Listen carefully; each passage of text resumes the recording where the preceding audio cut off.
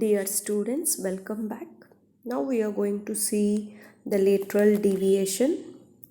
So the lateral deviation or movement of chin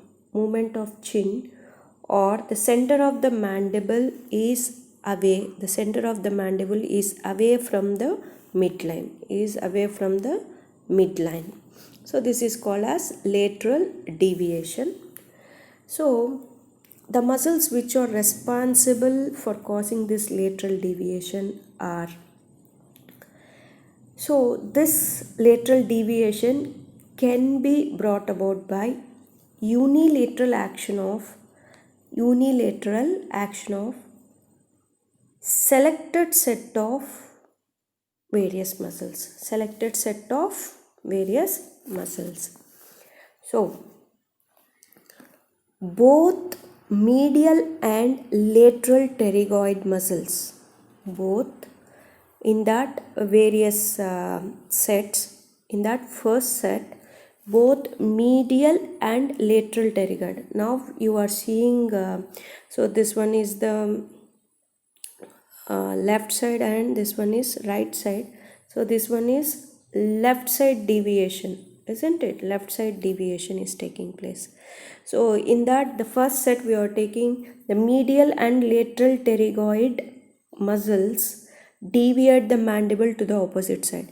That means this is left side deviation is occurring. Then the medial and lateral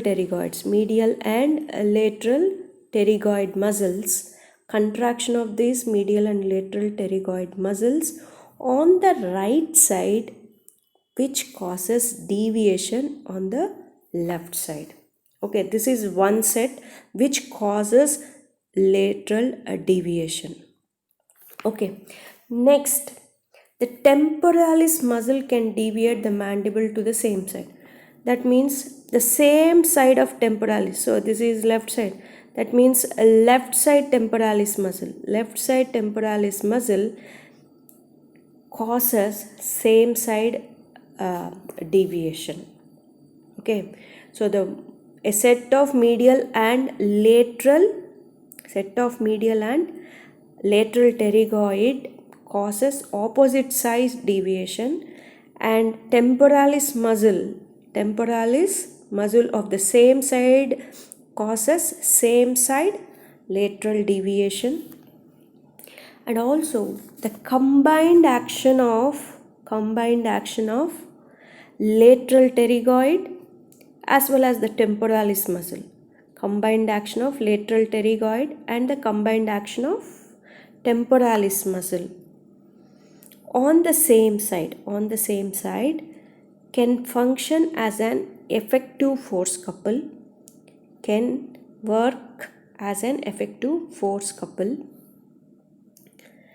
which causes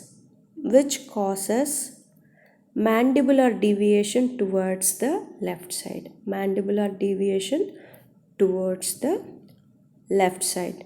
Now we will see how it happens.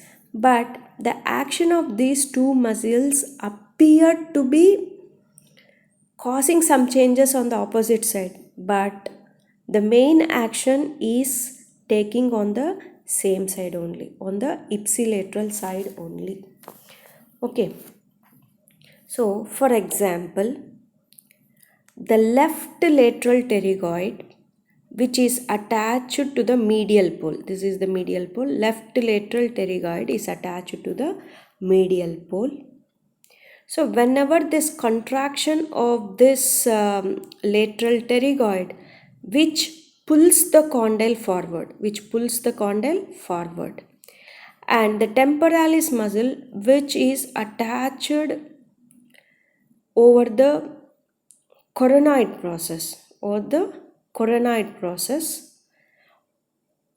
contraction of this temporalis muscle pulls the coronoid process posteriorly. So that means what happens?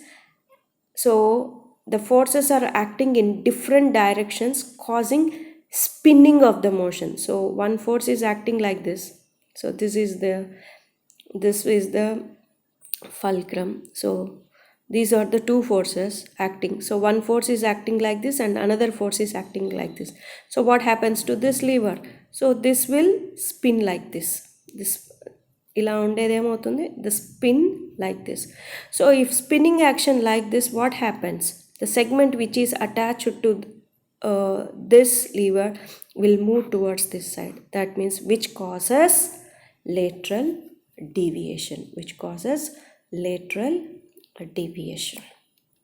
Okay, this way another type of lateral deviation occurs.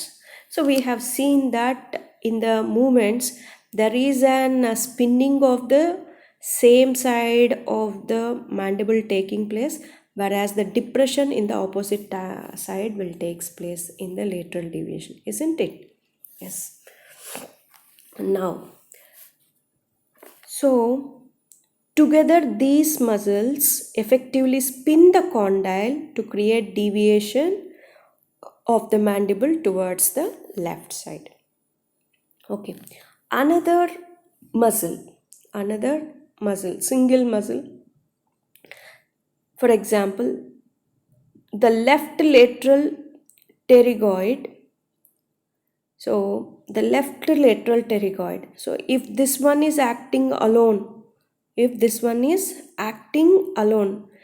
then so what is happening? If this muscle is alone acting, it moves forward, isn't it? It only moves forward, but the deviation will not takes place on the left side. So it is moving forward means the deviation is taking in opposite direction.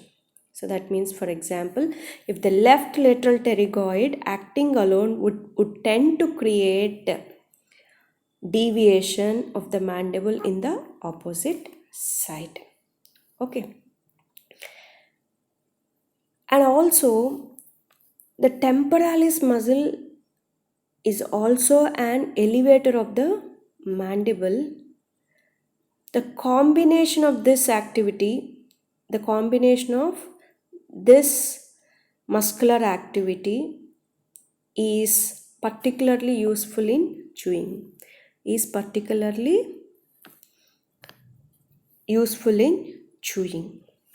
Okay, and these are the different kinds of sets which creates lateral deviation,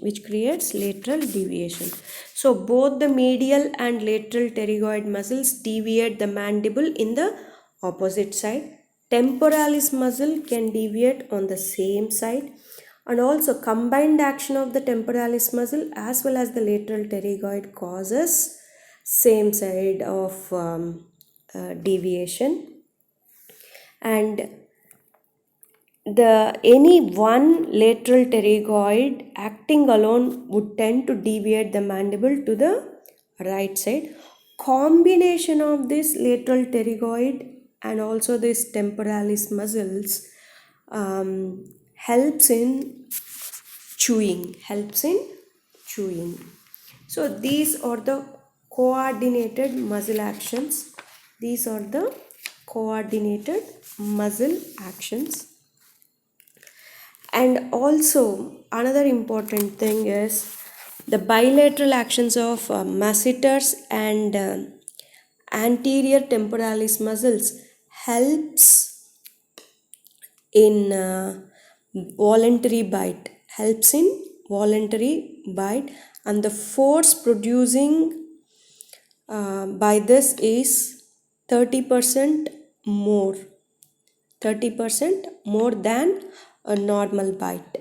Okay, so and also some of the investigators discovered that the muscle activity of the masseters was symmetrical with unilateral clenching, and the muscle activity during unilateral clenching was significantly greater for the ipsilateral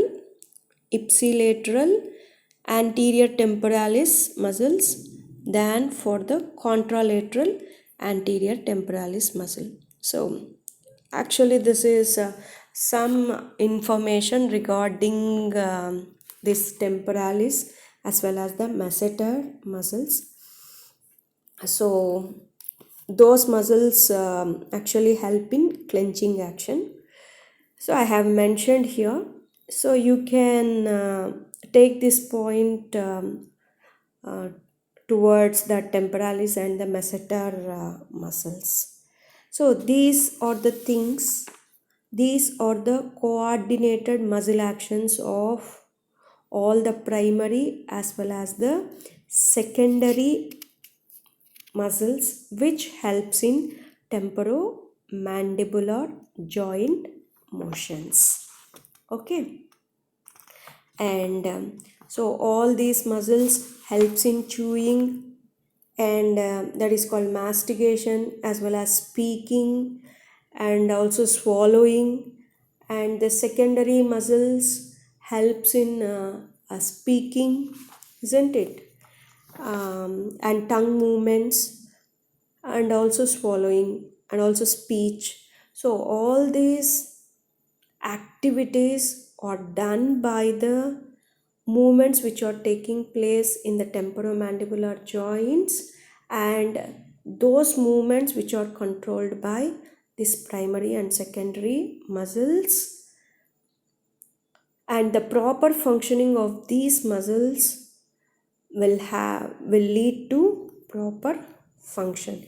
Any deviation in the structure or any damage to the muscles leads to some pathologies or some impairments in the temporomandibular joints. So that impairments and the pathology regarding to the temporomandibular joint we will see in the next session. Thank you.